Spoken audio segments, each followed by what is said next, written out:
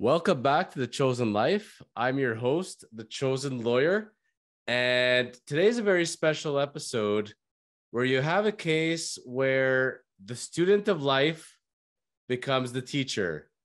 But in this case, I'm not the teacher, I'm the student. I'd like to introduce you to one of my teachers in life, one of my many life coaches, I guess, so to speak, and a person that saw me through quite a bit of my existence in a very important time in my life, Mr. Shan Khan. Shan, welcome to The Chosen Life.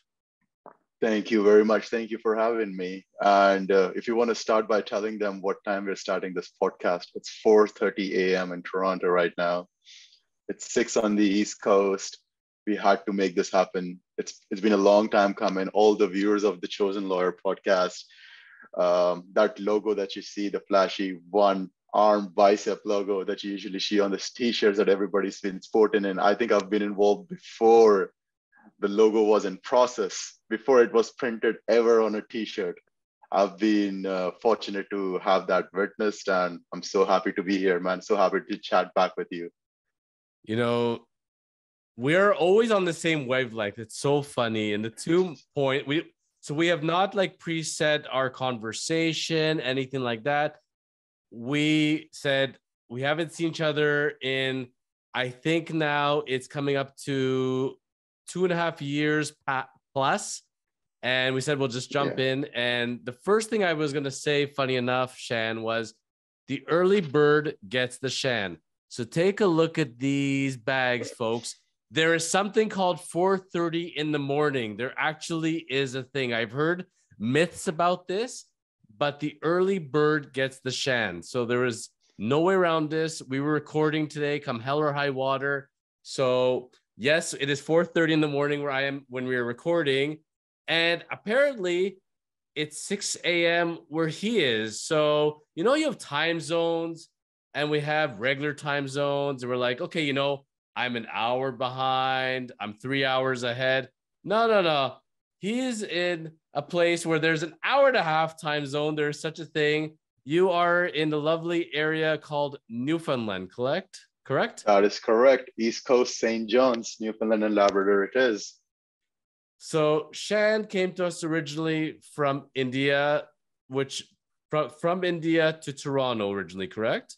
That is correct. Shan, let me explain something to you. And this is no offense to those East Coastians and Newfies and people from all the region, but generally the way it works is people leave those parts to make it to Toronto. Very few people make it from Toronto back to Newfoundland. But you said, hey, I came to Toronto. I saw what I needed to see. I'm out of here. I'm going to an hour and a half different time zone. We're going to talk about that. By the way, you're not going to escape that part of it, but it's true that you're the first person to go the reverse. And second of all, as I was getting dressed for this episode and I'm like stumbling in the dark, I have my shirt on actually. I said to myself, you're wearing a version 2, second edition of the Chosen Lawyer shirt. No. You're wearing the OG. You're wearing the first shirt. Screw this. So I put back on the shirt. There's that bad boy. Styling and profile, and like always. And you know that it's an OG Chosen Lawyer shirt in case you ever see it, number one, because you have the writing in gold. And number two, if you could check the back. Woohoo. That is correct. It's the shirt with all the sponsors on the back. And people will say, wait a minute, you got sponsors on the back. What happened here? This shirt was an invention of another trainer of mine, Jared, from Vaughan Strength and Conditioning, VSC, who you met as well at the Victory Dinner, because I met Shan through fitness, bodybuilding competitions. And Shan, to introduce that, I have a special surprise for you. You notice that we have the wrestling background in our theme today, right? Right. And you and I are big wrestling fans. We shared that. So I'm going to play for you a little something here to set the mood. Tell me if you can hear the song, okay? Okay.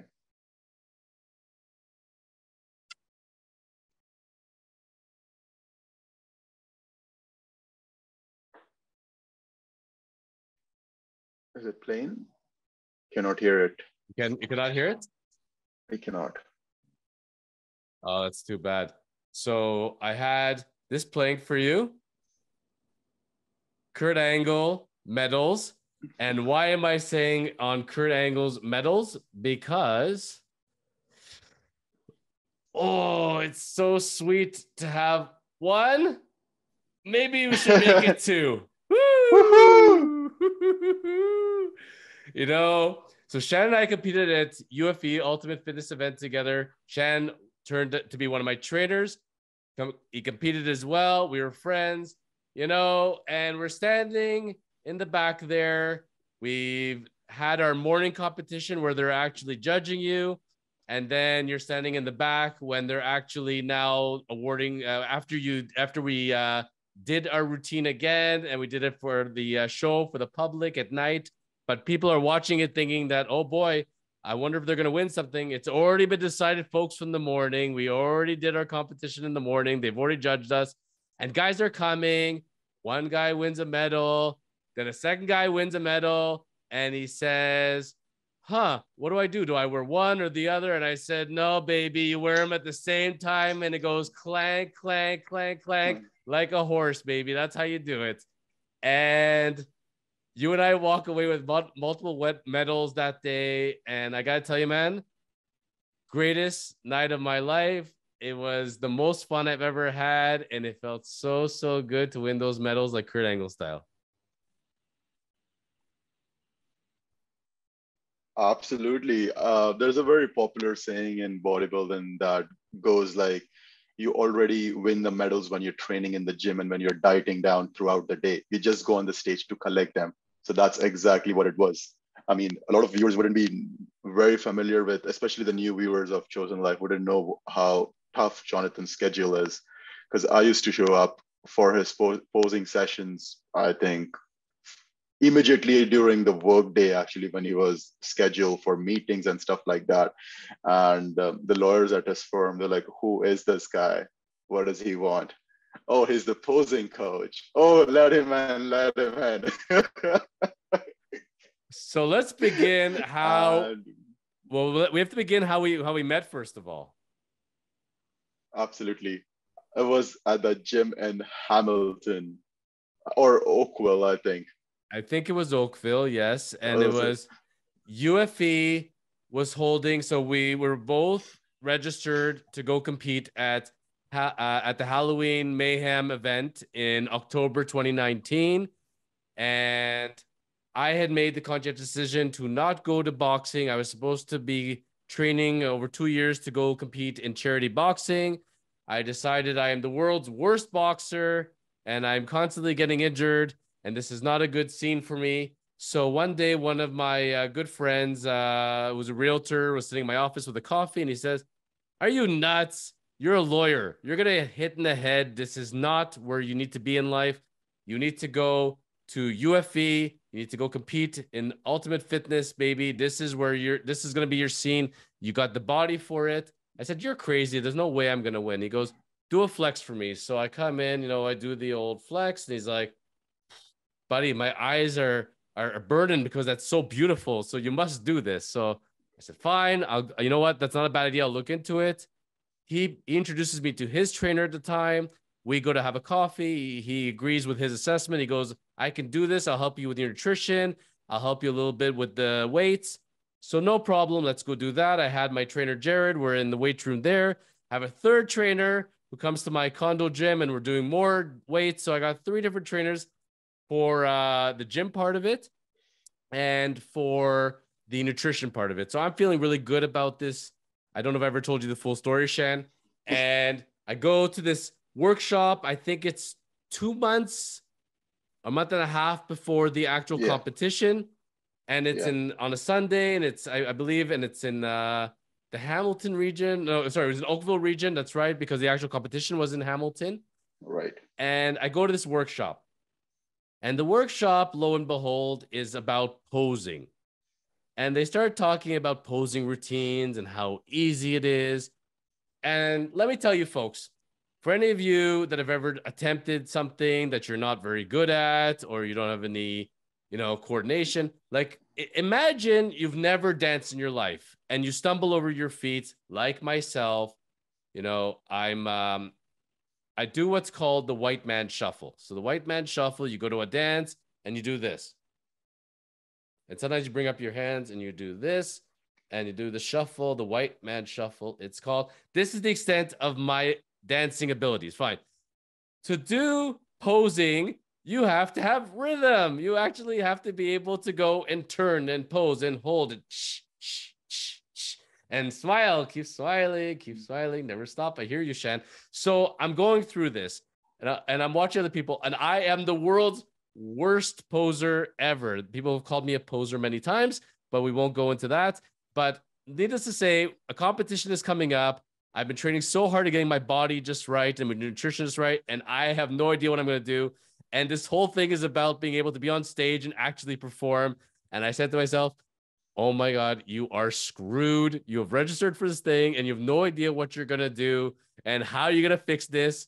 And lo and behold, who is the last person who comes to the workshop but Mr. Shan? And Shan comes, and I can't do the Shan voice very well, but it's hello, I am Shan, and I come and I've done Mr. Mumbai, and I am the greatest poser. I am the India's version of Arnold Schwarzenegger, and I can make my stomach invert within itself.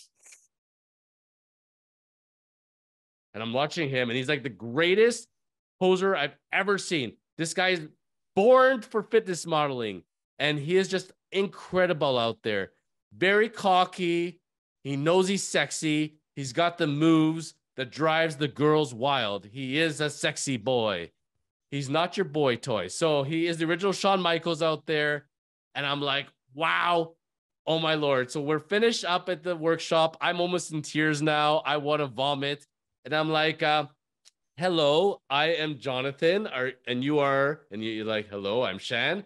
I said, okay, Shan, I'm going to level with you, buddy. I don't know you, but I am effing screwed. We are a month and a half in this thing, and I have no idea what I am doing. What area of the city do you happen to live in? And he goes, I live near Square One, Ontario in Mississauga. I said, as luck would have it, my head office is by Square One. Are you free for the next month and a half at any point? I actually took the time off from school and work. I'm going to be getting ready for the competition. Okay. Can you please train my ass? I need help posing. Help me help myself. I don't want to look like an idiot out there. Please. Do you remember your response, Shan? I do. I do remember very well, because that's the same conditions that I've ever taught any student by. One is you don't question what I tell you to do. Number two, you do it as many times as I tell you to do it. Number three, there's no limits on the session. So if it's needed like twice a week, we do twice. If it's 6 times a week, we did 6 times. And then funny enough, we had to do it like 5-6 times a week. And no questions asked, just head on. And we won't get to the next stage till we master the current one. That's the way of. And I don't know. I'm listening to this and I'm saying to myself, this dude has been watching way too much Karate Kid. I feel like Daniel's son and his Mr. Miyagi here.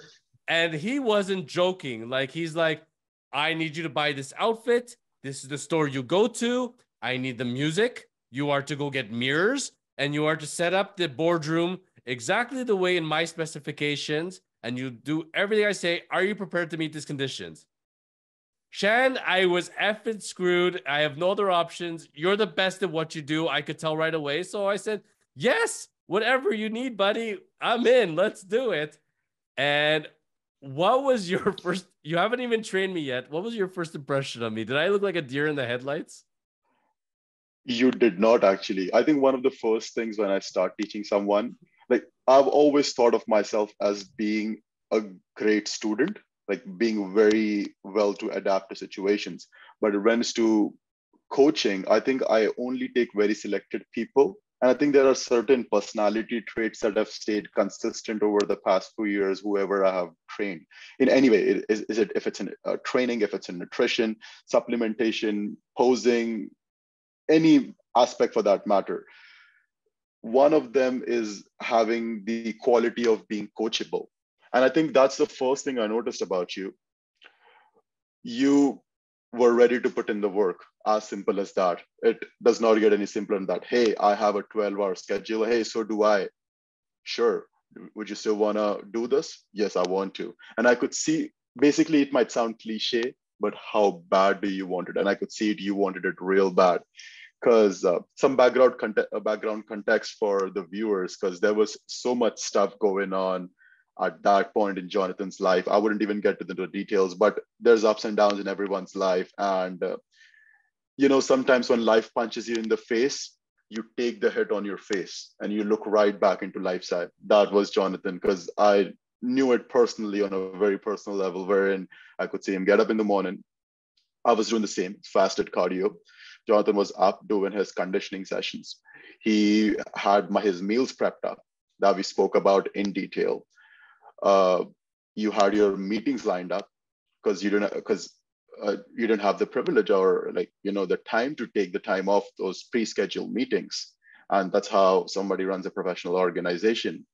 Posing session with me, training in the evening, going back and driving back and forth between cities, because you lived quite a distance from your main head office, which was in Mississauga.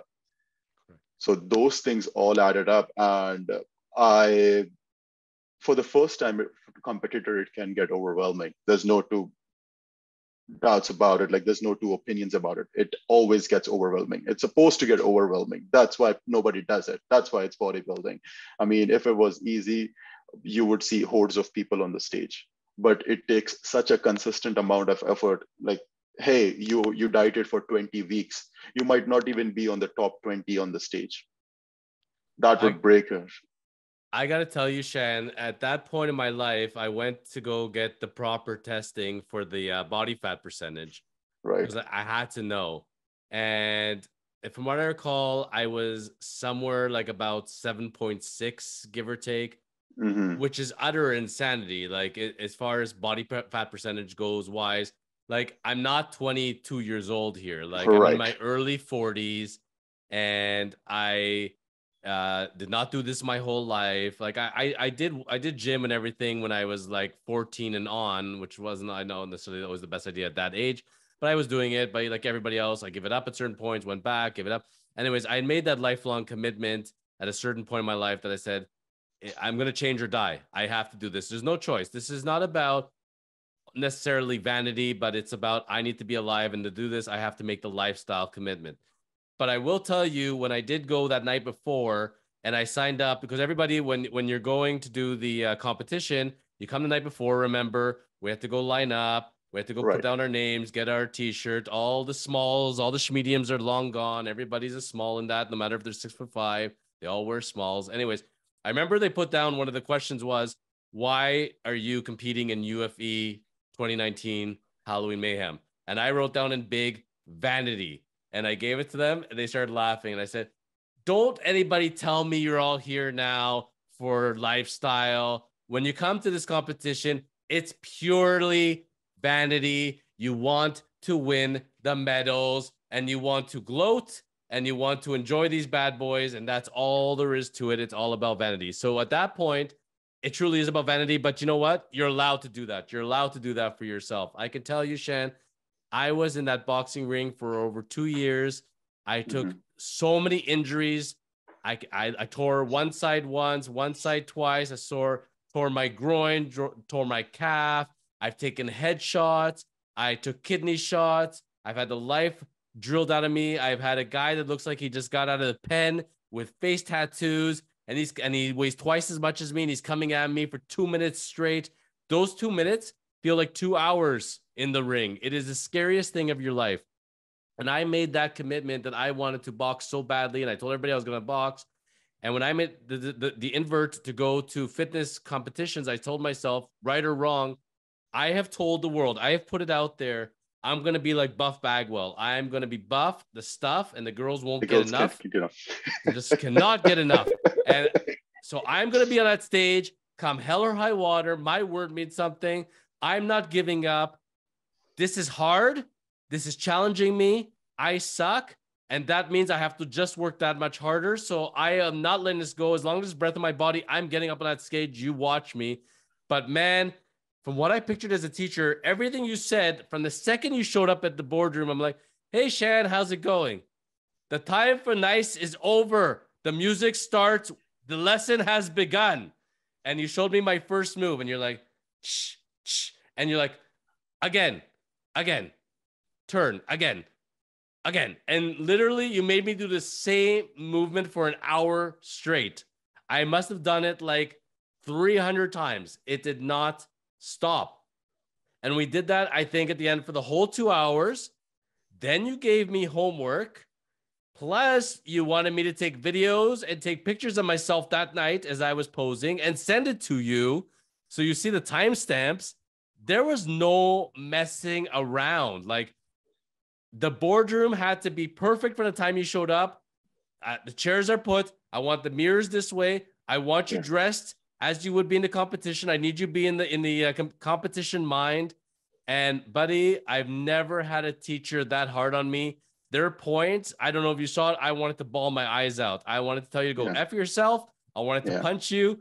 But I stopped and I said, there's reasoning in his madness. And the music that was going on always before we started, that was one more thing that you forgot to mention.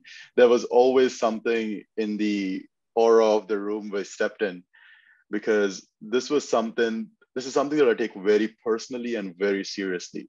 It's like either I don't do it. That's the reason. I think the last person I coached before you was in Singapore in 2017 for the Mr. Asia Pacific competition in 2017. And I think I got 4th place there. But I went there like thinking that, this 21-year-old kid from India who just won who was a finalist in Mr. India, first time provincials and state, first time nationals, first time internationals. I have this opportunity, and here I am being asked to coach someone in Singapore, the first international country I've ever been to. But I never deny somebody who's eager to learn. I think that's one of the things that put me on the better side of being a teacher, is that if I see somebody who really wants it and takes it as seriously as me, like, hey, this person is not fooling around. Whatever your goal is, you put it out there and you make sure that you envision yourself. Like the column you said, why do you want to compete? I think mine was very simple, just 2 words. Why would you want to compete? To win. And it's funny that you say that, because right now, right between COVID, I was 250 pounds. And I weighed myself yesterday. I was 187. So there's roughly 63 pounds down now. And we have this East Coast provincial championships happening in Newfoundland. And then we rise on to the nationals and for the pro cards and stuff like that. So I am right now in contest prep. And the same schedule is still on. 10 hours at work, hour and a half fasted cardio in the morning, hour and a half weight training in the evening immediately after work. And there's exactly a 12-hour difference between 2 sessions so that they don't intervene into each other's functions. And I'm still dieting, still in a calorie deficit. All the supplementation is maintained. Everything is firing through. And I think the same thing was done by you. You still have your meetings. You get up in the morning early before the sun rises. I mean, this was more depicted better in movies and stuff like that, but this is exactly how we live every single day. Like this podcast was started at that point.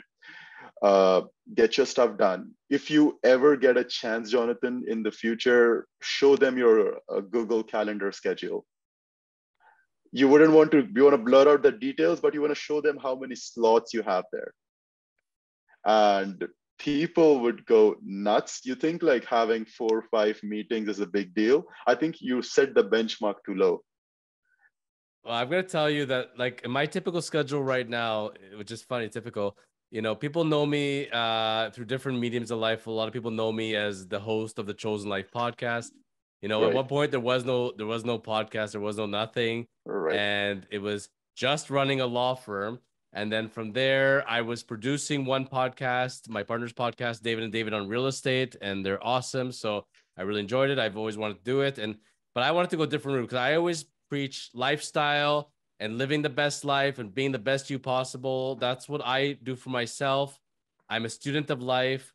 I always go on the philosophy that the smart person thinks they know nothing and the not smart person thinks they know everything. So the more I learn, the more I realize I'm always going to be a student of life, but I also teach as well. So I wanted to share my experiences, bring the best possible life. And that's why it's a chosen life. And I told him, we're going to do a podcast. It's going to be nothing but law, nothing but COVID. It's going to be just about lifestyle.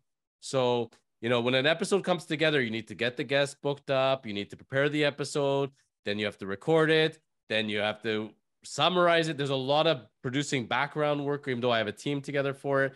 And I have that. I have 2 docu-series that I work on. The one with Steve Carsey, the baseball journey. It's called The Chosen Journey. Yeah. And the Mark Bagwell, a real wrestling docu-series. We have that one going as well. So doing all this stuff in the background. Plus, I'm writing a book. So my days are pretty filled. And you know what, Shan? As much as it is, plus being a father, yes, I still have all the time in the world. The calendar is completely booked up. I'm up at 5:30 in the morning. I'm prepping my food. I'm working out with Jared, my trainer. I'm going through everything in life. And you know what? I still have all the personal time in the world to date. I have time to be with my son and be a father. So when I tell people, hold on a minute here. So you are single, you have no kids, you have a 9-to-5 job, you don't go to the gym. How do you not have time to do something? What? Yeah. All you have is time. So the most precious commodity, in my opinion, that we have is time. Time is the most limited of what you have. Yeah. And you need to savor every moment of it, maximize every second of it, live your proper life, live your chosen life, live what you want to do. But I think the scariest thing, like when I look back at my life, the first 30 years or so, I slept walk through them. I just went through the motions. I was like a sheep like everybody else, quote unquote. And I wasn't the wolf. And then at one point I had my awakening and I said, what am I doing here? I'm not living the life I want to live. I'm living the life for other people. And I'm just going through this. I'm just sleepwalking. That's not why I was given life. I want to live. I want to do. And, without going much into it, when I had an infirmary, like my foot went on me and I was barely walking for months. When I finally healed and I had a tumor in there, I got the tumor out, I healed, took me months. That's when I said, one Saturday I was driving and I said, you know what? I've been given a second chance. I'm going to the boxing gym that everybody told me about, and I will be a boxer come hell or high water. And that's what I went to do. And that's what I devoted 2 years of my life to. And that's where I found UFE. I found you.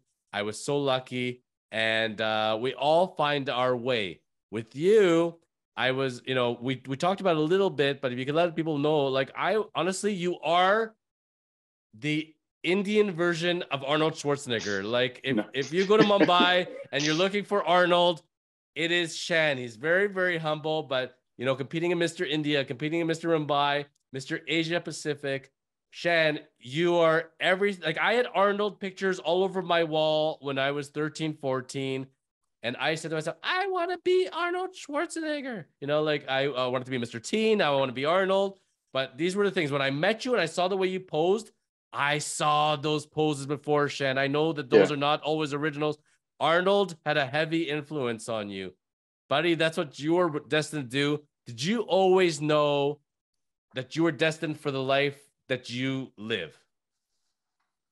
I did not know 3 years back that I would be in Newfoundland, actually. So no, actually. But I always figured out that I would be doing some sort of bodybuilding because I was very much built for it. I think I would just share one of the smaller stories back in the day. I think I was 15. I was in the gym, first day at the gym. And the first exercise I chose to do was seated calf raises. So I saw people with 245-pound plates on in there. And I think I just loaded it up with 4 of them that filled up the machine. And I was like, let's see what happens. 2 things could have happened. 1, I tear my calf. 2, you just rep it out. And I think I repped it out pretty easily for 12, 15 reps. First exercise, never seen it, how it happens. Just have seen someone a couple of minutes back doing it. I was like, I'm going to do the exact same thing. Now, mind you, I was a fat kid, but my first coach back then, who works as a fire officer right now in the New Bombay state, he spotted me. He says, look, I'm going to coach you. You got to follow what I say. I'm going to give you the nutrition and my coaching. There's no money involved. There's no money involved. I don't want anything from you. But make sure that if you find the right student in the future, you got to spread this art. That's how he viewed it. And I was more into powerlifting back then. So I think I put some pretty good lifts, I would say, for my weight.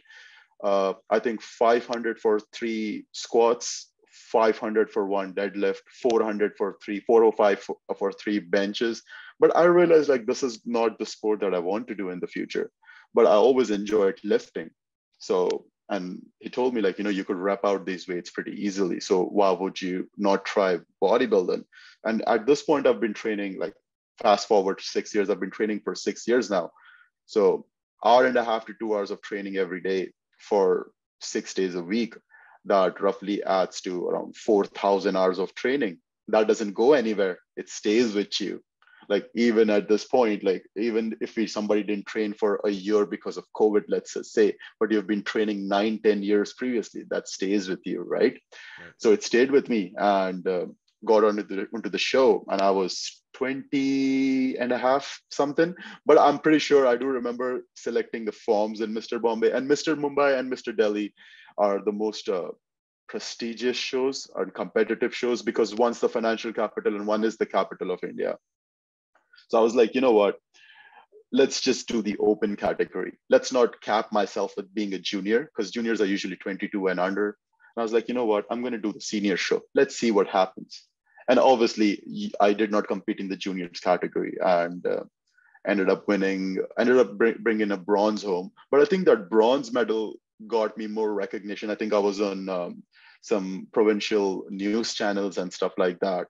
And I was like, this does not happen to everyone. So I might have done something correct. And I think that got me more buzz than just if I would have won juniors gold, for that matter. And like, oh, this 20-year-old guy just popped up out of nowhere against these veterans who've been training for like decades, and he wins. So I think there's a very big genetic component to it. So I did that, got an invitation to India, but I got flu basically. So I was having like 101 fever, and it's just stayed with me. And I had 2 options. Doctor said like, hey, stop it. And I was like, I'm not going to stop. You tell me how to get work around this stuff. And most of them denied. I had to change a couple of physicians, but we worked around through it. And I was like, if I don't go to that stage, it's automatically an L. It is a loss for me mentally. And that would be quote unquote my first loss, which I did not even get to compete in. So I'm going to do it. So traveled all the way. I had my parents accompany me. Usually brown parents, they usually like to see you do some professional stuff like architecture, law, engineers, Doctor, yes. doctors for that matter. And here I was bodybuilding. But they figured out that, this is something unique. This is like a gift from God, and genetics are something not that you can choose and pick from. It's either you have it or you don't have it. Like the same thing we're talking about posing, right? The shoulder to waist ratio. How are your muscle insertions? How quickly you lose fat, gain muscle, how your body metabolizes food, nutrition partitioning. We eat the same amount of rice and chicken, and it's gonna look different on different people. That is something that worked very well for me. So I was like, this is the sport I want to do. And again, I'm not denying like the several thousand hours of training that goes behind it. But I think when you love something, like we've always connected on this point specifically, like we love doing something, we put our heart and soul into it, the process becomes easier. I gotta tell you, buddy, we grew up under same parents. Like I have a lot of brown, sorry, I guess you called it so I can say brown friends. I have a lot of brown friends. They talk about how strict their brown parents. I said, do you think that Jewish parents are much different? I remember I was once working at a law firm. It was midnight. I called up my mom because I know she's a night owl. And I said, hey, mom, how you doing? She goes, good, good. She goes, what are you up to? I said, I'm in the office. She goes, oh, okay. Like, no matter of the fact, I said, yeah, I'm just looking out the window right now. And she goes, why are you doing that? I'm wondering if somewhere out there there's a Jewish mother that I'm making happy. You happy now? And we always laugh about it because one time in university, first year calculus, I got 98%. Okay. And that was not an easy feat. And I worked my butt off that summer to do that. And when I got it, my mom looks at me, she goes, what happened to the other 2%? Oh And my God. she was serious. She goes, why, you couldn't get 100? I said to her, aren't you proud of me? Aren't you think this is great? She goes, you're supposed to do that. You're supposed to get perfect. Why am I going to be proud of you? Am I proud for you to wake up in the morning? Am I proud for you to breathe? Am I proud that you're walking? No, these are givens. You just have to do that. So, no, there's nothing to be proud of. You're just doing what you're supposed to do. And she was serious. And that's how it is, you know?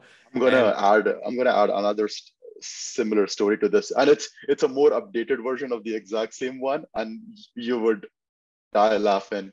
I basically was studying and working, as you know, but it's not like none of them are part time. So I've been working like full time and studying full time too. But thanks, or you want to say, fortunately or unfortunately, because of COVID, everything is online. So I've been able to adopt most of these into my schedule.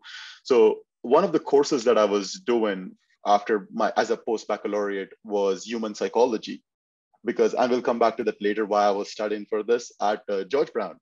And I ended up concluding with a 4.0 Dean's List, President's List. This is just recently. And I think I scored a 95 of human psychology because it's a lot of theoretical stuff and you have to write papers and everything.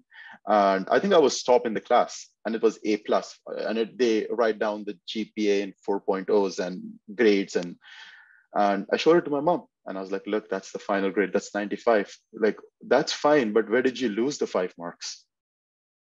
And that's exactly coming back to the point you said. I was like, I'm highest in the class. I was like, that doesn't matter about how other people are doing. Where did you lose those 5 points? And I said, I don't know. She says, then find out. And matter of fact, I did reach out to my professor. I said, Professor, excuse me, this is not a very common question. Usually you have students who are just failing by a mark or two here and there come to you. I wanted to know, where did I lose my 5 marks? And she just lost it.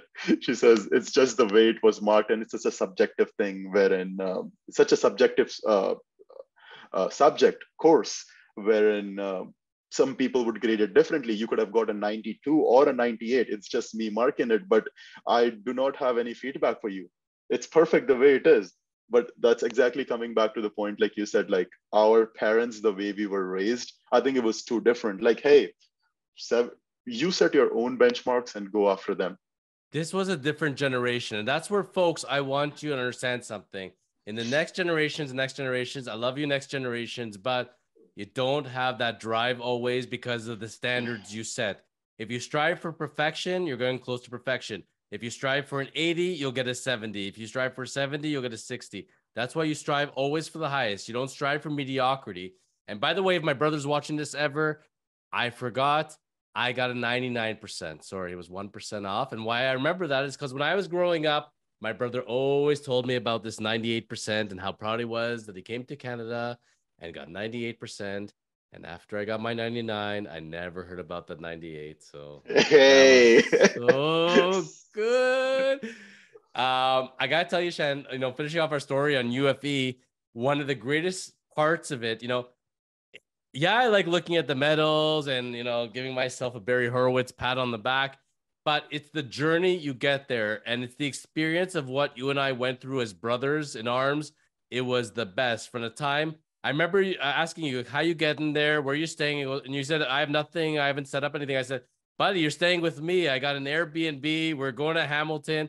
I rented the lower level of a mansion in the Stony Creek area. Yeah.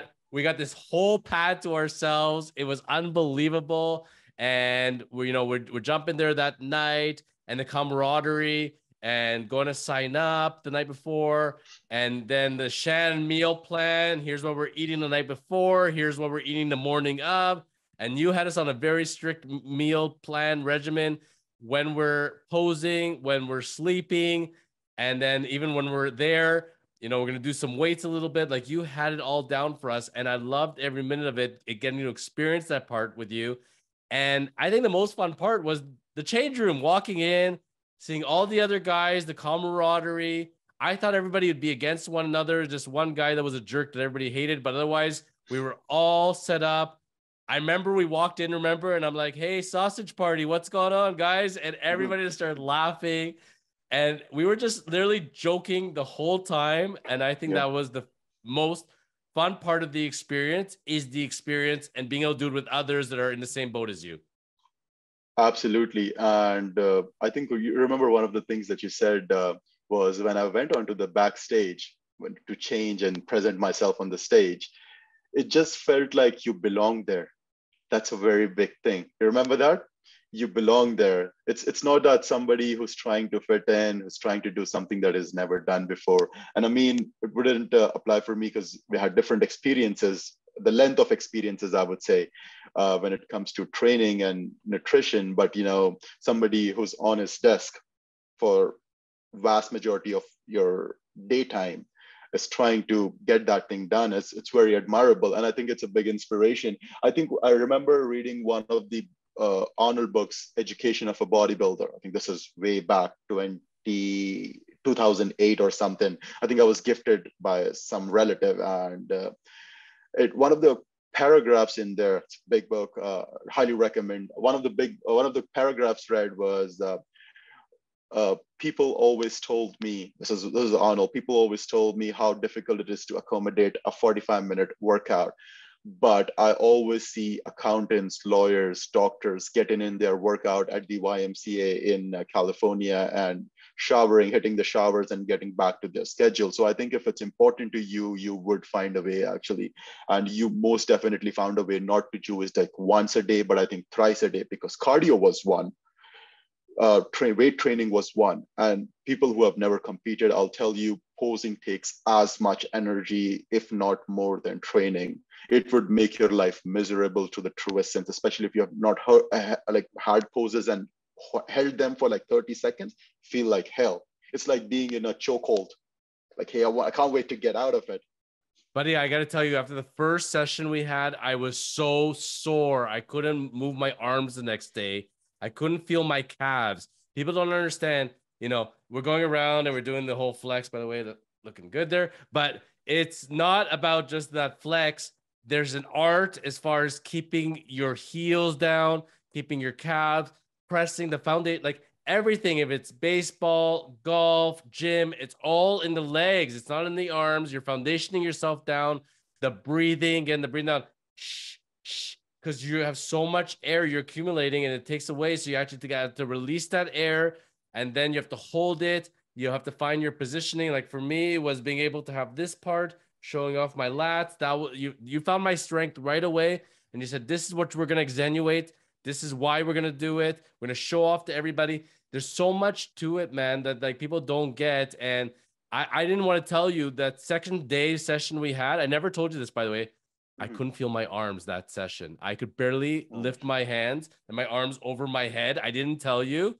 And I just faked it the whole time because I was in so much pain, but I never let on because I wanted to cancel so badly and take a rest day. And I said, I'm screwed. There's not enough. I need more days now. What am I going to lose days? We're going right now. So yeah, I know what you mean about that survival instinct.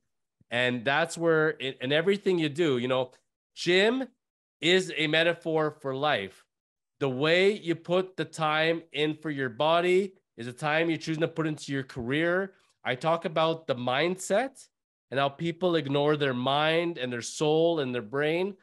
But to go and do physically what Shan and I have done, and Shan, by the way, is at levels above. Like I am like the ant, and he is like the elephant. Like the levels of what this man has accomplished. Like I'm not worthy, but you have to have a very strong mind, and you actually, you put all this time into the gym with your body.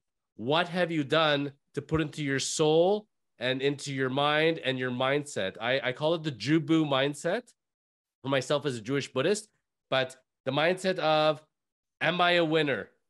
Can I do it? I will do it. I'm going to be better than I was yesterday. I know I can tell you, Shan, I go a million times to the gym. I have all these pressures, people sending me these horrible messages, pressuring me, stressing me because they have pressure and they have stress and they're putting it onto me. It's going to be what it's going to be. Am I going to choose to focus right now what I'm doing and block everything else out? Or am I going to let the weight of the world crush me down and I'm going to do one rep, go back on my phone, do another rep, half-ass it? And no, when I go to the gym, I give it the respect it deserves. It gets my whole concentration.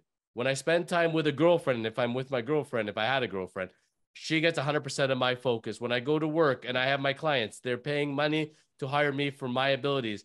They're getting 100% of my focus. If everything you do, you need to be able to block it all out and put it all in. Everybody thinks it's around, the delicious body. In my mind, it's about this up here and what you're doing to be mentally strong. What do you feel about that? You have to be there here before you reach it in the body. Because dieting down to these low body fat percentages is not natural. It's never going to happen by mistake. Like you would never ever hear a person like, oh, I'm not sure what the politically correct word is here, but hey, I was obese and hey, I got shredded. What happened? It never happens that way. There's this consistent, deliberate effort. And looping back to the first point you added, that was we knew the strong points, but I'm going to speak about a weak point actually that we worked upon so that the viewers can know about hey, it's very easy to exemplify and portray your stronger points, which was the core. It looked beautiful. But what about the back that was stuck unilaterally? It wouldn't open up. So when Jonathan wanted to do a sort of a motion wherein he had his leg stretched out and he wanted to hit sort of a lat spread, a rare lat spread, the one lat wouldn't open up because it was stuck with so much scarring, so much injuries, training. It was tight. Now, obviously, we were making sure the background stuff was okay, like making sure there was physiotherapy in place if it was needed. There was chiropractors. There's therapy. There is masseuse involved. But some things do take a hit, and you have to work with it. And that's 50%. And there's again, saying in the bodybuilding world that shows are won from the back. It's like when you show them your back. And if I remember correctly, that was the first thing you showed when you put your robe down on the stage, right? The first thing that people would see is not your face, not your quads, but your back and how tapered it is, how open it is. I think I've used the word again and again, like I think several thousand times. And kudos to you that you made sure that you always did that, because I think that was one very important for me. I remember walking like 20, 25 minutes each way to your office from my house and walking back again. Because in my mind, I was thinking like, hey, I'm getting the steps in because I need to be shredded as well. And I was doing my nutrition and my training and my cardio and my posing. And here I wanted, because your victory was very important to me. It's as important as my own, because otherwise it's not even about the money at that point. It's like you teach someone, you cannot equate that with money. It's not possible. The only acceptable thing was a top space. Yes, sir. Yes, sir. And I wasn't even going. You see me with the classic physique shots. I wasn't even going to do men's physique actually. And look at that. Oh. Oh God. Sorry, Ben. We're gonna skip Ben over there for a moment. And yeah, buddy. Look at the obliques. Yeah, beautiful. And it's funny because people come to me all the time and they tell me, hey, do you still work out? And the funny thing is, I'm working out harder than I ever worked out, but I do it now for strength. I don't do it for that, because one thing about the abs, you do have a certain amount of dieting and a certain amount of shredding that needs to be involved. I'm more concerned about the strength, meeting my numbers in the gym, and I'm feeling happier, bigger. Like my shirts don't fit as well because it's too tight, because the shoulders are big, and it's a great feeling, and you're doing it for yourself. You're not trying to prove anything out there, but I can tell you, having gone out there, having you on the stage with me, man, getting to experience together, that was the trip, man. That was the journey. The end result was nice, but it's that journey that will always go through my mind. The one part I will always tell you that freaks me out, when I thought, because I'm competing at 3 different levels, I'm going to get 3 kicks at the can. I'm going to compete once in this level, once in this level. That's what we thought. There were too many people there at the end. So they said, you're going on one time, and then we're going to judge you across the 3 levels. Yeah. When I came back from my routine, I didn't remember any of it. I was so in the zone. I was Yes. so living in the moment, Shan. I was so programmed that I don't remember doing any of it. I left. It's like I never showed up. It was like I was Mm-hmm. so programmed. And I watched myself afterwards. They did the replay. I don't remember doing any of that. I was just there. I was just living it. I wasn't thinking about it. I Mm-hmm. was just doing it because we programmed me for so long. And that's what freaked me out is like you can be so in that zone. The only time I've ever been in that zone was when I wrote my LSAT. I came so focused to write the law school admission test. Killing it. And Yeah. I don't know if I ever told you, but like I was so sick the night before. My nose was running. I had a head cold, a fever, and I didn't know if I can be able to write it. I came to that thing on so much Sudafed that I could barely see straight. And after I finished writing it, everything started gushing. I ran to bed. I stayed away from everybody when I was there. I don't remember writing it. And I said, oh my God, I'm probably going to get a 0. I don't know what happened. And I got 97th percentile. I was in the top 3% of Ontario that year because I was so focused. It's like when you're a baseball player and you're a pitcher and you're pitching to the hitter, the best pitchers they've told me, you go, you zone out everybody, you hear nothing, you're just focusing on what you're supposed to do. That's the kind of laser focus when you're that much into what you're doing. That's how you succeed. And if you hear the outside distractions in your mind and you go in hearing different voices and you cannot put in the 100% into what you're doing, you're never going to get ahead. You're either going to give it all or you give nothing. And that's one of the things where I can tell you, folks, I respect Shan on the highest level. I think about this man all the time. This is the first time we're seeing each other literally in 2.5 years at least, but it's like we saw each other Mm-hmm. yesterday. Today. He has the most impressive physique I've ever seen. He's able to do things with his body that I've never seen done before from a posing perspective. Like he is so light years ahead of all of us. But what I most respected was his mind. He was so mentally sound, so mentally strong. Nothing phases him. This is the impression he gives in life. And I said, this I respect. I thought that I was mentally strong. I thought I work hard. I am nothing compared to this man. This man is teaching me. So yet I'm the teacher. I teach people all the time in life, and I became the student again, and I loved it and I embraced it. And I came to Shan saying like, I know nothing. Teach me to be you. What you really, you may have taught me physically, Shan, but most you taught me was mental strength. Thank you. I appreciate it. Those are very kind words. I think one of the things that I think straight away comes to mind was I wanted you to win. That's very important for me. I knew that the process that we go through is going to be gruesome. You're going to learn a lot of things. You're no newbie to training for any that matter. You've been training for a long time. Let's be honest here. You've been training for a very long time. So you know what it is. It's just that it's a focused direction that we're changing it into. So we are tapping in, like we're going into uncharted territory for your mind. And you just need somebody to hold your hand at times to show you the right way. But you have to walk it yourself, right? Now I'm going to bring back a story. I think you've spoken about it on the podcast previously, but the story, you know what I'm going to talk about. And that's hitting the stage before hitting it in real life. And that's going to the Celebration Square stage. Freezing night. I think we've trained for like 20 sessions. I think there was a week wherein we did sessions every day of the week, hour and a half. And rain or sunshine, I am going to show up. I think that's one of the philosophies in life. I am going to show up on time. I'm going to be before time and I'm going to over deliver and I'm going to leave it rest to the universe.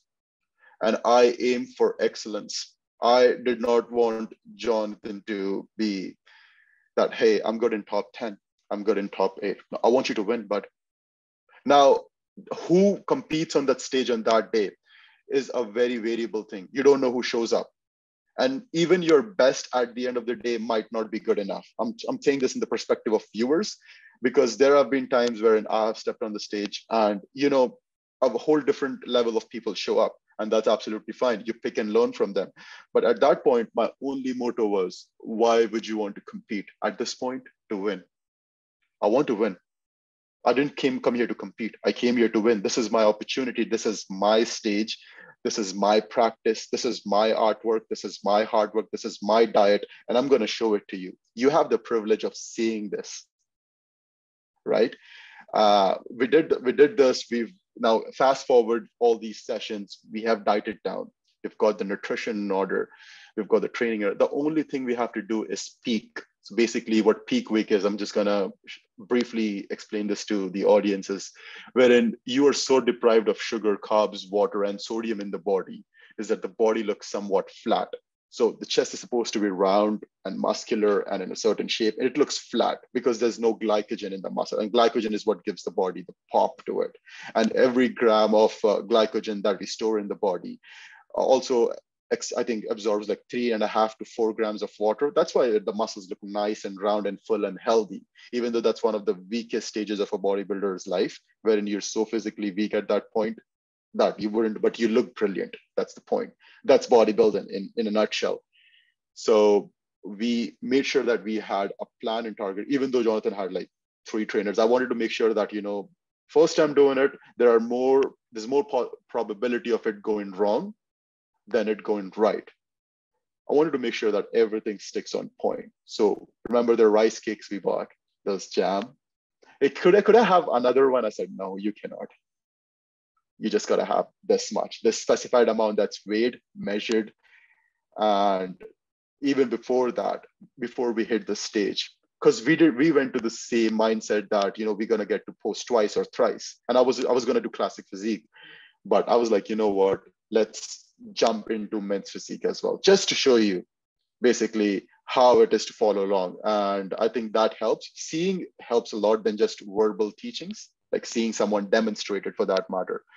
So I do recall it was a very chilly night and we went to square one and you were like, oh, are we going to pose here? I said, yes, let's treat it the exact same stage. It was a Sunday night. It's freezing out. We're taking off the jackets. We're in the shorts and we're going right to it. And we're going to do the whole routine because that's where you thought it'd be good, that we see what it's like to do it on a stage and what it would feel like. You try to recreate the conditions of what the competition is going to look like. You left nothing to chance. I mean, you already took over my nutrition that week. This is what you're eating every day. This is what you're eating 2 days before, 1 day before. You said, it's a good thing I'm coming with you the night before and we're staying together. I can watch what you're eating. I'm going to watch your sleep. I'm going to make sure. You left nothing to chance. You were a life coach in every possible sense of it. But I love that experience. I remember that experience of being outdoors on that stage. And I felt so ready for it. I've never felt more ready in my life. And I got to tell you, I pictured myself on that stage and then I pictured what it'd be like, winning. And Shan, confession wise, I have never won anything in my life, man. I have my gifts in life and I have my strengths and my weaknesses, but athletically wise, I always had to work for it. Nothing came easy. Never won a thing in my life. When I walked into the room at the first time when we showed up for the competition, within like 5 minutes, a guy walked up to me and said to me, "Hey, you're the flexing lawyer guy on Instagram, right?" Yeah. I was like, I knew I was in the right place. And when we were on stage together, after we had done the actual judging, then we went on for the show for the public, and we're standing there afterwards after the public show and thinking, what's gonna happen here. I can tell you, man, when you hear your name called, and there's nothing beats that. That is like you're on cloud number 9. It's the best feeling, the best validation. And then they call you back again and there's 2 medals hanging off you, buddy. That was the bomb. Like, I would not trade that experience for anything in the world. I keep these medals in my kitchen in a cabinet. I see them every morning when I have my breakfast, and that inspires me to keep doing great things. Now, I want to add something that I learned in that moment actually from you. It's like subconsciously we pick up so many things, good and bad, but the best thing is I always had this habit. I'll backtrack to 2017, Mr. Asia, 4th place. I wanted to, that's like 40 countries in Asia. And I think winning in Asia is so highly competitive because there's just so many sheer number of people competing there. So I think winning is a big deal. So I always develop this mindset that if you're not first, you've lost. You're not first, you've lost. You've lost, yeah. there's no second place as such. So I took off my medal, Singapore, Mr. Asia Pacific. And my mother has this jewelry box in India where she keeps all her gold. And I was like, it's not a gold medal, but it's fourth place. And she had tears coming down her eyes. And I think she was apparently very proud. Sent it to her. The competition finished, I think, around 9:30 in the evening. 3:30 in the morning, I'm still on the treadmill again. And I think somebody told me, I think recently when I was working out for, because I was working out as a master trainer as well at LA Fitness, if you remember. I think that was my one of my first jobs, and I was there from LA Fitness. I've never discussed this. I used to start at 7:30 in the morning, and I used to close the gym at 7:45 in the evening. So that's 12 hours right there. I used to take an hour to eat my lunch, and all I was having was, I think 2.5 pounds of egg whites, a couple of scoops of protein, green veggies, chicken and turkey breast, sriracha sauce, and mustard. That's it. Now, it was nasty. It wasn't tasty by any measure of the mind, but it had everything to help me lose fat and gain muscle. And I think I don't care about how it feels. It's about what it's going to get me to. So we did that. But, when we won at UFE, I think I had 3 or 4 medals. I don't even recall. I think I had 3. I won all those medals. I took them off. And my mindset was, I'm going to go start training. But you know what? I learned in that moment, let's not remove these medals. Let's keep them on. Let them clang and bang. And let's season the moment while we have it. Because that's going to make me more appreciative of competitions in the future. And thank God I did that. Everything shut down. The world shut down after that. Right? I was supposed to compete, I think, in a Toronto qualifier show, because the next goal was to the Worlds. And I think the world shut down immediately after that. I got the pro card and everything, but I never got the opportunity. So, what is in my control was enjoying that moment, which is what I learned from you. Would you want to speak a little about appreciating, I would say, the rewards of your hard work? Because that was something I always struggled with and I never had it, but I think I picked that from you, and I think I've applied it to a lot of extents in life, actually. If you want to add a few words to that. I would love to. The first thing I would tell people is to experience the highs, you also have to experience the lows in life. That's how it works. And I talked to other people. I kept in touch with people after the show and made some friends from there, and lifelong friends, which is cool. I'm going to give a shout out to Anthony Juice and Ben Neal. Shout out to them. They were great. They were also, a student teacher combo, and Anthony was my Shan, and Ben was me, and we were all helping each other. And it was so cool to have that camaraderie part and keeping friends. And that's what I think about competing is, you meet people in your similar mindsets. They are experiencing the exact same thing you are. You see it. You're not alone in this. You're not on your own island. So sharing that with other people, hearing their experiences is huge. And that helps in the journey rather than trying to do it isolated. But there's something called the post-competition blues. Mm-hmm. And you come from this high of the high.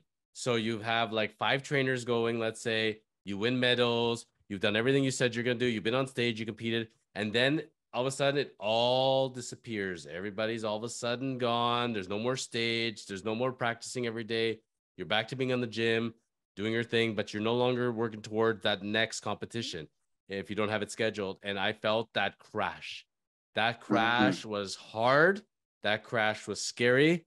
I can tell you that I ended up at shawarma joints in different places, and I needed to fuel myself. I was so hungry all the time. And but I was also mentally drained. And you have one of two things at that point. It's like people who go through boot camp because they got to lose weight, right? You finish the boot camp. Either you're doing a crash diet or a crash competition, or you're adopting a lifestyle. And after experiencing the high of the high, it feels like you'll nowhere to go but down. No. You can keep it going steady right along that level. You don't have to go down here. You can stay here. But it's that mental part to say, okay, I'm going to keep doing it without having to do it for a competition. I'm just doing it for myself. I'm going to adopt this as a lifestyle. That is the hardest thing, to say this is going to be part of my daily part. And I could tell you, Shan, that it became like, for me, the only way it's going to work is systems. I had somebody who helped me make project maps out of this for my life. And I literally started to make a list from the time I wake up to the time I go to sleep. What is the whole life routine? When are you going to shower? When are you going to cook? When are you going to eat? When are you going to work? When are you going to play? When are you going to do this? And everything is set up and you become like a robot. But having those systems makes the dedication, and the dedication means it's going to happen because there's a game plan. Everything is like a doctor's appointment. Going to the gym is a doctor's appointment. Cooking is a doctor's appointment. Eating is a doctor's appointment. I'm going to have my 5, 6 meals today. It's going to be at 9 o'clock, 12 o'clock, 2 o'clock, 5 o'clock, 8 o'clock, whatever, every 3 hours for me, let's say. And I'm going to follow this schedule. And the schedule just becomes routine. And eventually you don't look at the paper anymore. It just gets ingrained in you. And it becomes this relief. You just know that's the way it's going to be. And I don't have to think about it. I got a routine. I got this. I think the scariest thing is when you have the uncertainty, you don't know. And for me, I can't handle it. I can't wake up in the morning and say, maybe I'll go to the gym today. Maybe I won't. Maybe I'll go Oh, later. Maybe I'll cook later. Maybe I'll eat later. What's going to happen is, and I've been there, Shan, I stop working out. I stop eating properly. I go all day without eating. All of a sudden, I'm gaining more weight than ever. I'm eating as little as I've ever eaten, and I'm getting more weight than ever. I have no energy. I'm irritable. I'm not productive. I'm not myself. I'm like this whole other person, this shadow of me. And I've seen pictures of the shadow of me. I have no interest in being him anymore. So whenever I feel that relapse is coming or I'm getting lazy and I'm not fitting who I am, I look at that picture of that shadow of me and I'm like, I don't know who you are, buddy, but I ain't you and I'm never going back to you. And that's part of why I wear the shirt, yeah, because absolutely. I'm going to wear that guy. I'm going to be that guy all the time. I'm going to look like that all the time because I'm not going to be the shadow of me wearing him. I only earned the privilege of wearing this shirt by putting in the work. If I don't like, it's kind of funny, but like, even like I have, let's say, a watch I want to wear. I sometimes don't wear it because I didn't earn the privilege of wearing that watch. You want to wear that watch? That watch is for winner. That watch is for closers. You do what you're supposed to do. You get your things done, then you get the reward. That's a privilege. It's not a right. So maybe I'm very hard on myself that way, but that's the only way that greatness is going to happen. Otherwise, I'm just going to wallow, and I refuse that. I absolutely agree. And I think people get a lot of things confused with stress and pressure. I think one of our Canadian Olympians has a very popular saying, Chris Bumstead, is that pressure is a privilege. It comes from him. Stress is not a privilege. Stress is you doing something that you don't like doing. But both things are hard. Pressure is also hard, but I think it's leading you to the better good in life. And I think pressure is a privilege because if you're able to bear that pressure, you're going to become something you have never been in the past, but you always desired to be. You're going to lead towards your future perfect self or future excellence, actually. That's something that you would be proud of, something you've gained. And like, it's not going to happen like it was given the example of cutting down weight. Like, you're not going to wake up one morning, but hey, if you look back, like, hey, I've dieted for thousands of hours. I've had 200 meals set up for 1 month in order. I have these protein shakes set up. So let's talk about, since we're talking about preparation, um, get up at 5:30 in the morning. At some point, it becomes like so routine wise, like it's ingrained in you. You're disciplined to do it. You don't even have to look at the map actually, because it happens so naturally. Before the night, I know what work clothes I'm gonna wear, right? So that there's no such thing as decision fatigue. Like I wake up in the morning and I don't decide like, hey, what color shirt, what tie, what dress pants, what color shoes do I wear? I mean, it's everything is decided. Go to sleep at 9:30 in the evening by latest. Get up at 4:30 to 5. I give myself a little buffer space because things happen. Get up first thing in the morning, take my supplementation, uh, take my glutamine, get ready, take my amino acids, hop on the assault bike, that I just like. I've always had an assault bike since I've been in Canada, just so that I give myself the purpose that, hey, I don't have. So I basically, this was eliminating an excuse. Hey, what's your excuse for not doing cardio? Oh, I don't want to walk to the gym 2 times a day. And mind you, I'm walking. I'm still walking. Um, Funny enough, I bought an air bike. So 1.5 hours on the air bike, destroyed myself. By 7 p.m., I shower, get my meals in order, cook. Meal is prepped on Sunday, so the protein part is ready. Get ready to work, walk to work, do like at least a 10.5 hour shift, get out of the office. And once the office is done, it's done. It's not staying in my mind. I think that time is gone. Now you got to pay respect to the gym because it is a privilege. We have no idea how many, because I was a medical assistant for several years. I've seen people crave, like, I wish I could train. I wish I could sit down and get a basically squat. Hey, I wish I could lift this bag of groceries that we cull, like the dumbbells we cull. That's basically that. Hey, I wish I could move this desk, which is basically a form of a pressing movement. And here we are, we have this opportunity. Why aren't we not seizing it? Go to the gym, kill it. By the time it's 7:30, come back home, finish my last meal. So the first meal is at 5:30. Second meal is at 9. Third meal is at 1. Fourth meal is at 5 before gym. Fifth meal is after workout, and that was a bedtime meal. It's still the same. Come back home, shower again, pray, play with my kitty cats, go to sleep. And it's you work like a soldier basically at that point. You go into a boot camp with the mindset that this is to improvise myself. I think one of the philosophies I heard by one of our psychologists was how to set up a schedule. I think the schedule is like you do this, and then the day's over. No, that's a horrible way to live. Tell me, how would the best practical day look for you?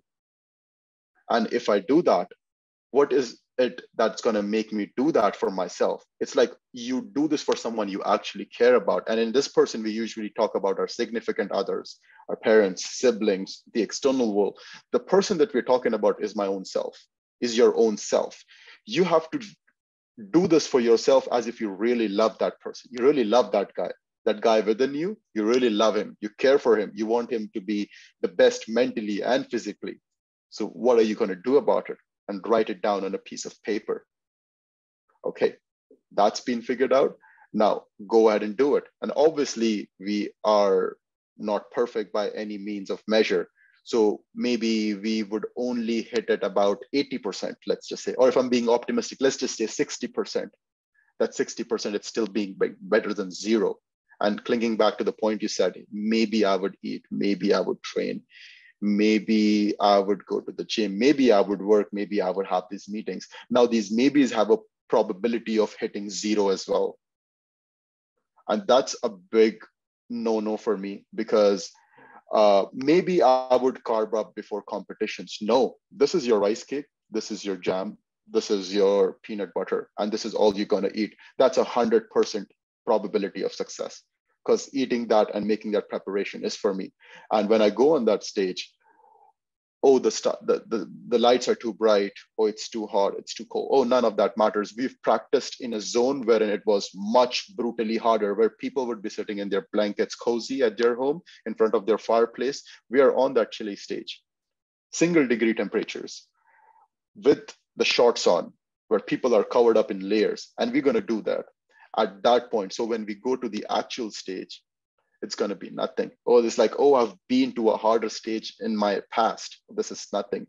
And even if you get zoned out, for that matter, where your mind is zoned out, your muscle memory is so ingrained into it. It's like you don't have to think about driving a motorcycle or a car. It's like you just start and go with it. So flex your arm, pose, turn to the back, lat spread, turn to the quarter turn to your left, sit down, flex, spread, smile, exhale, wave to the audience, and that's done. And that's exactly what you did. Yeah, and you ingrained it in me. I still hear that voice all the time. I love how you had the expression, because I actually was going to bring that up. And we all have our expressions that stick with us. On your Instagram, you have pressure is a privilege. The best is yet to come. Yes. My expression was at the yoga studio. I used to see it as I went to the shower. It said, if it doesn't challenge you, it doesn't It change doesn't you. change you. It doesn't. And that's true. And I looked What? at it and everything, and I took that expression in everything in life. I'm saying to myself, if this is not challenging me, it's not going to change me. So when you see a challenge, that's not a roadblock. That's an opportunity for change. It's an opportunity for growth. You've been given a privilege now. You get to go outside of your comfort zone and you're going to get to expand and be a better you, a different you. This is pretty cool and I love it. And that's where I could tell you, buddy, you challenged me beyond as far as any teacher has ever challenged me in that sense. And you changed me, but changed me for the good. And you know, living normal day-to-day life, not having to pose, not having to have those holds. Now all of a sudden, walking is so much easier. Life is so much easier. It's like I'm thinking the other day, even I did push-ups for the first time with no weight on me. So I do my my CrossFit with Jared, and part of the circuit was near the end. He put a 45 pounder on my back. I have to do the perfectly straight push-ups, and I'm doing like 12 of them, 15 of them. But once you've done a whole bunch of circuits for an hour, it's exhausting. Now I'm doing a new circuit on my day 3. And all of a sudden, as part of it, I'm doing 10 push-ups as part of a cycle. So there's 3 different exercises and see how many of the cycles I can do in 10 minutes. But 10 push-ups with no weight on your back. Oh, I could go all day. This is fantastic. So it's funny how we have these mental gymnastics with ourselves, and when you pass the limitations, life can be so easy. It's so fun. It's great, like, and then you just carry it forward to everything else you do, like, and everything you're doing professionally in life, in education, where you're going career wise.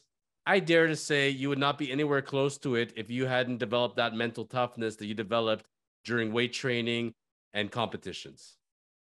I think I agree, and I think this is a kind of a sport that you can apply to so many aspects in life. The mental toughness. I do remember.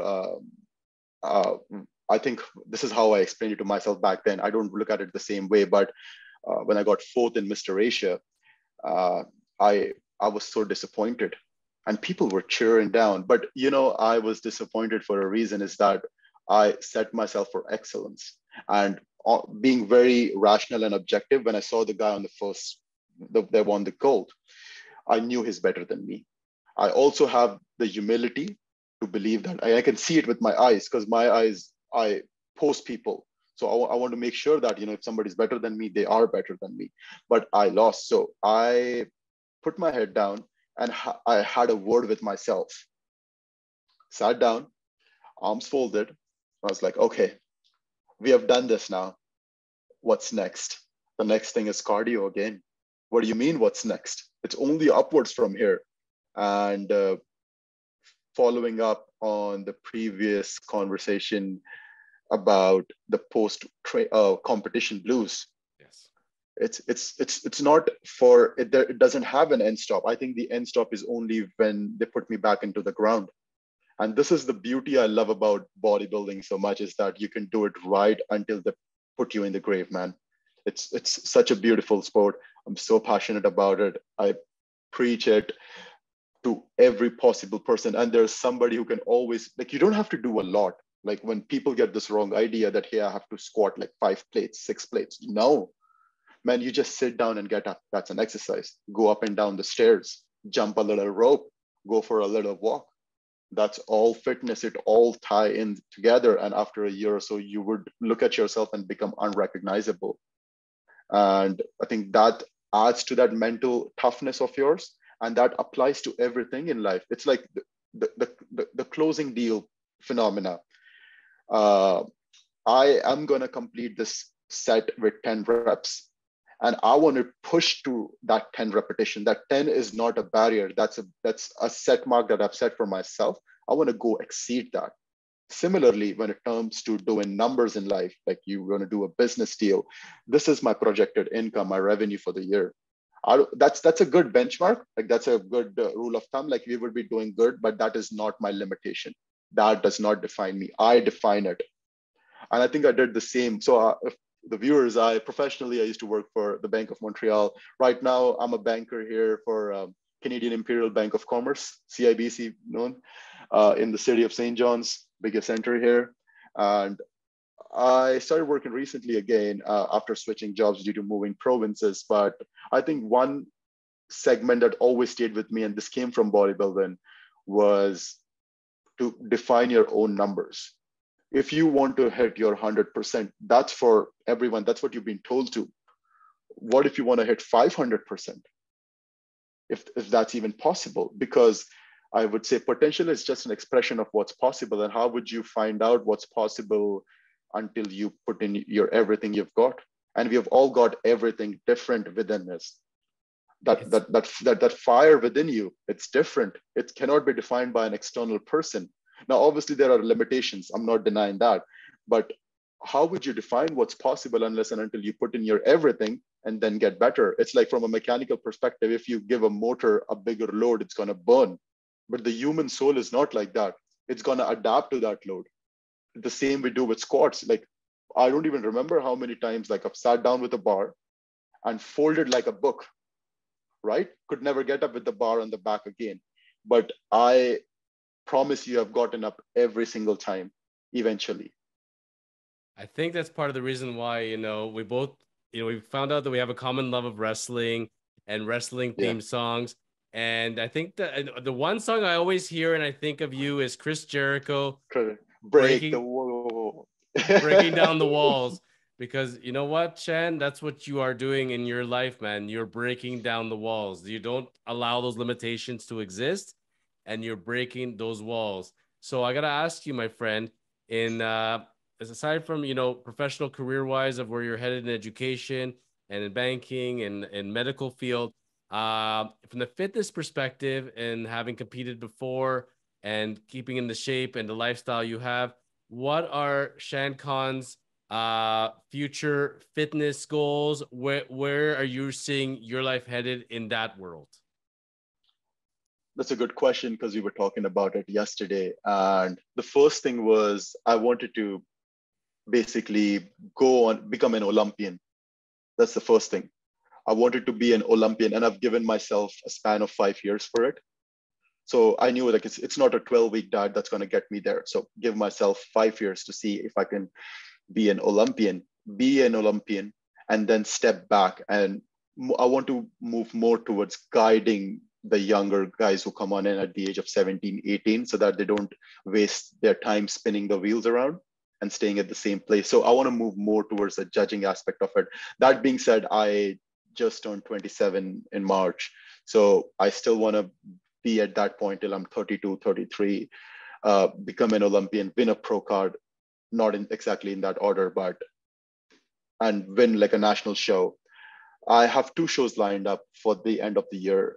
I would be in grad school. So it's a lot of juggling, and I don't have an option. It's like, how would you study full-time, train twice a day, and work full-time? It's like, I've been doing that since the moment I've stepped into this country, and that's the only option I have. So basically getting on the Olympia stage eventually and moving towards being a judge is what I see myself doing in the future. So basically, I wouldn't see myself competing for the longer run. Basically, I mean, I would always stay into fitness. That's the goal. Like, I always want to I would look good, maintain a low body fat percentage, very high muscle mass to the best of the times that my body allows me to. But other than that, I have this vision wherein I want to be the guiding force to the best of my teaching ability to the younger generation that comes up. And I think promote a sense of working out, because you know this better than me, but there's been stigma around the society that if you want to look better and feel better, you're fat phobic. And that's a stigma I never agree with. It went on to the extent that, I live in Newfoundland now, and we have something called Newfoundland Physical Tax Credit, wherein you get to reduce your taxes by 2,000 if you enroll yourself in a gym. That's how the obesity problem has increased. We've also implemented a sugar tax that goes live from next month. So there are some policy things that I want to get involved in the future and change it from the grassroots levels to see, or improvise it for that matter, wherein, you're not working out to punish yourself. You're working out because you love yourself. because you want to be the best version. Like you're not trying to torture yourself. And this is not a punishment. It's not because you hate yourself for looking the way you are. It's because you have potential as a human being and you want to hit that potential. And there's nothing worse in life than wasted human potential because God has given you that. And you want to realize it's all, I don't want to sound religious, but it's almost divine, wherein you've been given a certain frame, a certain height. And I understand we on the eastern coast in Atlantic Canada, we are a bit isolated for that matter. But hey, I have worked out in gyms that used to cost like $5 a month in India. And all we had was rusted plates, barbells, and dumbbells. And you know, Jonathan, we had those kind of dumbbells wherein we did not have sets of 45, 55, 65, 75, 90, 100. No, you had two handles. You had to punch in the plates and tie them with a bolt and tighten them so that the weights don't come loose when you're trying to press them. And say if you have done 80, you add 10 more pounds on each side. So that becomes 100. So we have done that. So, you know, when I first started working out, I was like, oh, this is a heaven. You don't even have to touch free weights. So I think we disregard as like how much privilege we have, like more of a first world problem. And we need to realize like how much we have here and just try to put in a little effort. And if you don't know what to do, it can be overwhelming. I think ask someone. That's very important. Ask for help. Like, hey, guy, hey, I want a trainer. I want a nutritionist. And financial situations don't allow for that matter. But hey, more often than not, a person would be able to write you down a program from scratch for you. And it wouldn't take more than 30 to 45 minutes. And that program is good for like a year. It's on you actually if you want to follow it or not. I think I've written down several hundred programs from people in so many countries and provinces and cities I've lived across. I don't even remember them, but I've done that. Like, you know, I've planted a seed somewhere. And if that seed blossoms to be a big tree and it bears fruits, that's a win for me. That's a big win for me. You've summed it up perfectly, my friend, because one of the things I was going to say, and you know, it's funny, we read each other's minds, yeah. and that's exactly where we're segueing as far as where you're going, and I see you always teaching for sure, but then I was going to say, what happens to that person that comes to you that's a novice, says, Shan, you know, I see you, I see Jonathan's body, I'm not a natural like you guys, it doesn't just come to me, where do I begin, what do I do? And I tell them, you know, you think this happened overnight? You think I have natural things for this? I do not. It's all hard work and discipline. And, you know, and that's the one thing I'll sum up today is in anything you're doing in life, unless you're trained in it, you know, even if you are, we're not always the best for ourselves. We're good for other people and see the vision for other people. But you don't think LeBron James has a coach? You don't think Rafael Nadal has a coach? All these professional champions, they all have coaches. They create the vision for them. They push them harder than they would ever push themselves. They see things they don't see and make those minute corrections. And those millimeter changes in how you're doing things is the difference between success or failure. It's funny when I see people doing a certain workout at a gym and the trainer comes and says, keep your heels down, you know, push your chest. And they said, oh my God, I've been doing this wrong the whole time. I've been doing this for 10 years like this. One little change and you could see such a breakthrough on it. That's the most beautiful thing. So don't be so proud. No matter how smart you are, how experienced you are, even the Shans of this world have their coaches. They have their I do. teachers. I was going to show this actually. Yeah. Been here for like 11, 12 years now. And today is August the 3rd. So every Monday, first thing in the morning, like 5 o'clock, fasted, no food, no water in the body, weigh myself. And this was, I don't know if you can see this. Oh, there we go. Yeah. Pose and show my coach that, hey, dropped 4 pounds from last week. This week I was 187. Now we've been through a downward spiral through cutting down fat from 250 to 187. Finally met my weight, it seems that over the last 3 years since COVID hit, like 2020, 2021, 2022, I think I've put on over like 5 to 6 pounds of muscle. Now people might think like, oh, 5, 6 pounds, that's nothing. That's a lot of muscle. If you imagine muscle mass evenly distributed over your body, that's a dramatic difference. You'd look like a new human being. And what my coach said, if you can see it, there is still fat No, I Oh, guess we can read he, it. he, Yeah, let's read it. he said, there is still fat, glutes should get shredded. Doesn't bullshit with me. Doesn't care if I've been training for a decade. There's fat. All the beautiful things aside, if I do good, he's not going to say anything. He's just going to give me a thumbs up. Yeah. If I look like a little jiggly, hey, you are fat. And it was in my mind the entire day before yesterday. And yesterday I was talking to my girlfriend about it. Like, hey, I am not going to eat a single gram of sugar until I get to the point where my coach wants me to be. So you don't have to be proud, like Jonathan said. Find a coach that you can trust, somebody who's passionate about it as much as you are. If you're a beginner, just find out somebody who's good at what he does, at producing results, because that's what matters at the end of the day. Keep your head down, keep learning. There's never going to be a point in your life wherein you would say that, oh, I know too much. I can promise you that. My first coach told me, even if you study your whole life about nutrition, you would not even pass like 3 or 4%, not even of your whole life. So here we are trying to master different mechanics like twitching. That's biomechanics of a human body. How would you want to position your weight to the relative angle wherein you can get a maximum contraction of the muscle? Basically, that's basically in layman language would be, how well are you working the muscle? What's the quality of the exercise? And you need somebody to show you that. I need a coach. Jonathan needs a coach. LeBron James needs a coach. Everybody needs a coach. Even coaches had coaches, and coaches want to somebody who's not going to sugarcoat it with you.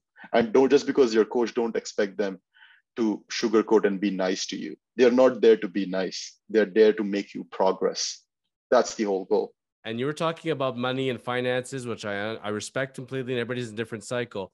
But I tell people this much: LeBron James spends over $1 million a year just on his body, between all his coaches, all his routines, his hyper chambers and recovery, and what he eats, and his chefs. He puts over $1 million into his body every year to do what he does and function at the level he does at his age. And I tell them, there's always money to be had. The question is, what are you spending it on? Maybe you don't go out to that restaurant that week. Maybe you don't go to the mall and buy another shirt. You just prioritize. You find a way. You don't have to have a coach 7 days a week. Get a coach 1 day a week, 1 day every 2 weeks, whatever it is. Let them build that routine for you, just like you're saying. You find your medium and what the coaching that fits. I can tell you that when I started eating right, I went to a dietitian. Some stuff is covered under your insurance, or covered under general provincial plans or state plans if you're in the States. So sometimes you find a way to have it covered, and they teach you how to eat. They make the routines for you. Get the help, and it doesn't have to be all or nothing. You don't have to say, well, I'm not an Olympian and I'm not competing, so it's worthless. I'm not going to do it. Every little change you make in life is better than the not change you made yesterday. And they always say that old Chinese proverb, life is a cup. Every little change, you put one little pebble into the cup. By the end of the year, the cup is full. So don't focus on the cup having to be full tomorrow. Just do the one little pebble. And it's amazing. The little change every week, every 2 weeks, every month, you just put a little something differently into yourself physically and mentally. It builds a foundation. The strong foundation will carry you through life. And before you know it, you'll say, wow, I'm a whole different person. I'm feeling differently. I look differently, but it took me time, and that's okay. And don't be afraid. People hit walls. They get discouraged. I've been at this for 6 months and I don't look any differently. I tell them, one day you just wake up and all of a sudden you have a flat stomach. That's how it goes. When you stop looking in the mirror every day, you stop focusing on it, do your work, keep taking pictures, see what your progression is like. Little changes. You don't have to be perfect. You can have a little bit on the sides, whatever. Feel happy with your body. You don't have to look like a certain person. Be comfortable and happy in who you are. And the better you look physically and you make yourself physically, the better you feel mentally. You'll strive in every area of life. Just work at it. The key is the work, not the results. The results will come. Don't worry about the results. Enjoy the journey. Don't dread the journey. Keep wandering the desert. Keep that journey. And as long as there's breath in your body, like Shan said, until you're down in the ground, keep at it and it'll come with you. Shan, my friend, I feel so inspired. We started at 4:30 in the morning. A 1 hour episode became over an hour and a half. And buddy, I feel like right now going to run a marathon, I feel like running through a wall. You've given me so much prana energy. This is where when you get two testosterone filled guys and they have so much energy, they share that energy and they're both alive. So thank you for giving me that energy life force. Thank you for sharing your story, our story. And by telling your story, Shan, and your journey, I think you've helped shed a light to people that see me week after week, understanding my path. Because if you don't understand, the chosen lawyer Jonathan's path, it's Shan. You meet one person, it changes the whole game. You changed the game for me. So thank you, my friend. You're welcome. Thank you for having me. And just want to say that to people that, a lot of people bring in the argument that you do not have, it does not come naturally to you, don't have that natural ability. I think Jonathan is a living testament of what's humanly possible if you refuse to give up, put in the work, keep your head down and keep working. And you're going to outwork most of the people you're ever going to come across in your life, even if you don't have the natural apt for it. It's just pure, plain hard work. It's not smart work. It's not some fancy gimmicks. It's not a pill. It's not a powder. It's nothing, something that will get you in overnight. It's not some fancy technique. It's just plain old fashioned hard work. 4:30 in the morning, get up, get your meals in, work, work, work, work like hell. Find someone to give you direction. Direction is more important than speed. Have people help you, ask for help, be open minded, keep your head down, and enjoy the journey, please. And the results would come. Thank you so, so much for having me on your show, sir. I love that. And to add to that, it's you'll always find somebody younger than you, taller than you, more muscular than you, more experienced than you, more knowledgeable than you, whatever. It's not a competition in that sense. Just always remember, they're never going to outwork you. They can't beat you in that. You work your hardest and they'll never compete with you that way, because working hard will always be talent every day of the week. Never forget that. That holds in every generation. So keep working.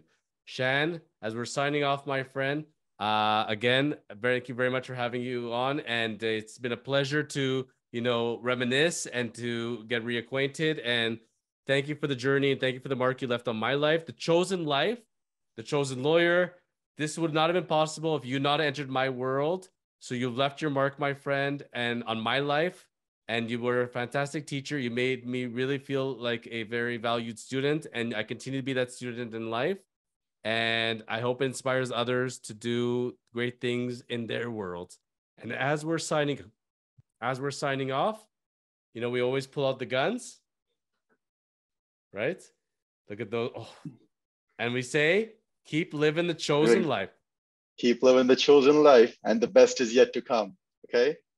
Thank you, my brother. Enjoy. Take care. Cheers. Cheers.